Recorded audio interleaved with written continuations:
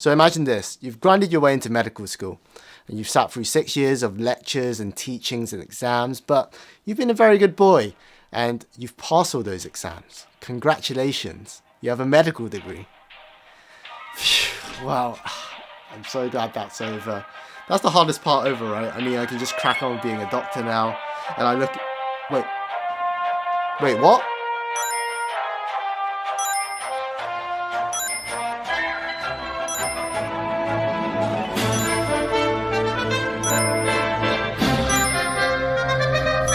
Medicine. The marriage life.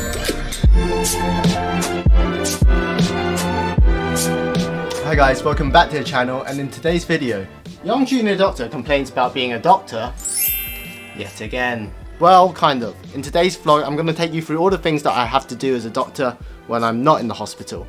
If you think of hospital medicine as the main quest in the game, then you're still going to have to do all the side missions that come along with it, so that you can progress in the main storyline. And it's currently job application season right now, meaning every doctor that I know and their mum is applying for their next step in medical training, whether that is as a medical doctor or a surgeon or a anaesthetist or a GP or whatever. And unfortunately, every single one of these people applying and their lovely mothers are serial overachievers, meaning I'm in a bit of a desperate race right now trying to build my portfolio so that it can match other people's portfolios and then I can get those top jobs that I want. But without any further ado, it's almost 9 AM and I've got a teaching course that I've signed up for about being a teacher, and this course will give me 1 point towards my portfolio score, and right now every point on the board counts.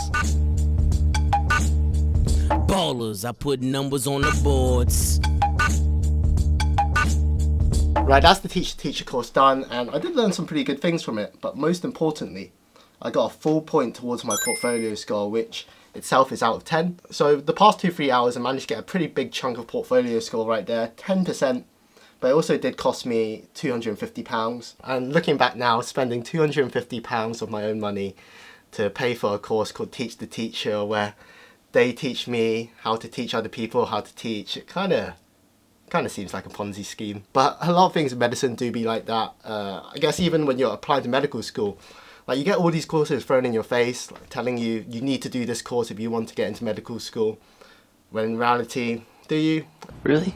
But anyways, there was a free alternative way to get that 1 point in teaching, and that was to organise a regional teaching course within the area.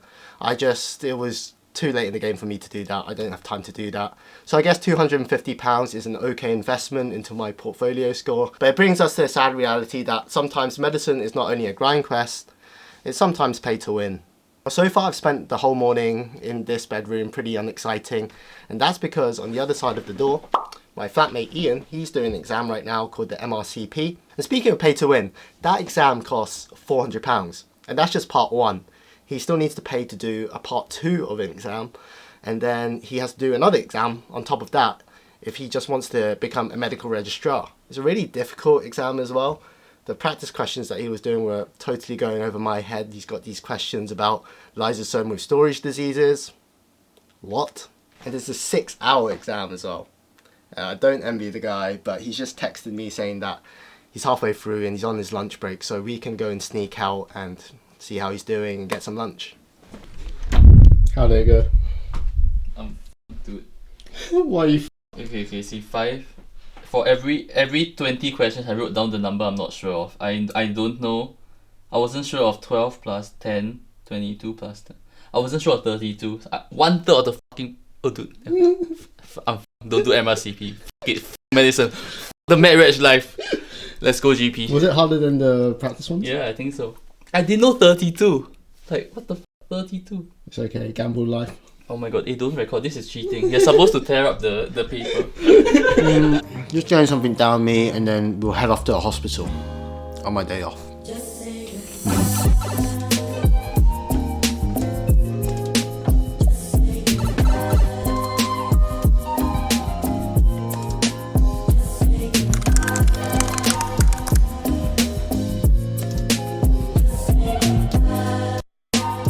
So I should probably explain what I'm doing on my day off in the hospital on an Excel sheet. And what I'm doing is called a quality improvement project.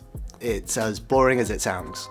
Essentially, all doctors in training have to work on many research projects about how to improve quality of care on the ward. So every year you've got thousands of junior doctors working on tens of thousands of quality improvement projects, and the amount of quality that they actually achieve or improve is debatable. Don't get me wrong, some projects like this one I'm doing are really good. They're going to achieve better patient safety, better patient outcomes. They're just going to create a better standard clinical care. But some other projects that I may or may not have worked on before are more like checkbox exercises. They're kind of just adding to the quantity of projects you have on your portfolio. Now, something about today's video is that I don't want to come across like every day of my life, every day off I get is like this, because it's only really because it's 2-3 weeks until application that I'm grinding like a madman. But at the same time, I do know quite a few people who ever since medical school have been grinding like this day in and day out if they want to go for those top specialties.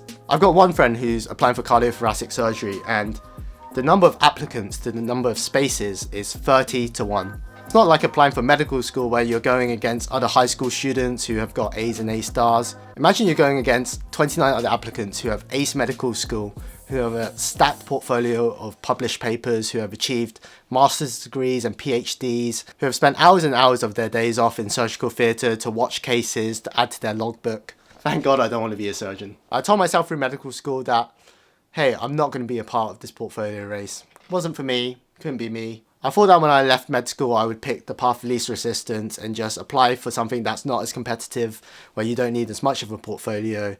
But these days, there's less and less of those specialties, and I guess they're not competitive for a reason. And it's not like medics are the only one who need to build a portfolio to progress in their career, but I don't know. I wish I could just go into the ward, be a good doctor, do the best I can, and if I'm good enough, then I get to progress without all these distractions and side missions and check boxes and bureaucracy. But anyways, I'm going to stop being a little bitch about it. Time to get back onto the grind. I've got an application exam coming in a few weeks' time, so I'll revise for that. I'll shower, and then I might do a little bit of baking because it's my last day of GP rotation tomorrow. So yeah.